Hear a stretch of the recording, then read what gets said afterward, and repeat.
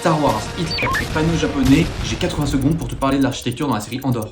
T'as pas besoin d'aimer Star Wars pour comprendre qu'Andor est l'une des séries les plus intelligentes visuellement de ces dernières années. Ici, l'architecture ne fait pas juste jolie image, elle a un rôle aussi fort que celui des acteurs. Par exemple, dès qu'on entre dans l'appart de Cyril Khan, perdu dans les hauteurs sans âme de Coruscant, tout est dit. Un espace modulaire, rigide, traversé de tubes apparents et de murs droits, inspiré du métabolisme japonais.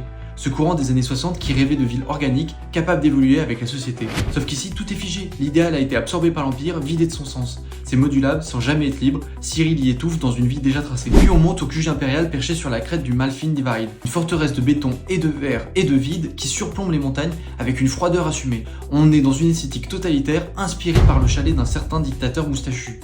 Tout est silence, contrôle, surface polie, seule une cheminée apporte de la chaleur. Ici, l'Empire ne construit pas pour vivre, construit pour dominer, surveiller, s'élever au-dessus du vivant. Pendant ce temps, sur Chandrila, Mon Mothma vit une autre forme d'enfermement. Le sien est beau, feutré, presque méditatif. Pierre brute, lumière naturelle, panneaux translucides inspirés du Japon traditionnel, mobilier scandinave épuré, un cocon oui, mais un cocon politique. Tout ici parle du tiraillement entre façade publique et révolte intérieure. L'intimité est maîtrisée et l'esthétique contrôlée. Dans Andor, les décors ne décorent pas, ils révèlent ce que les personnages ne peuvent pas dire.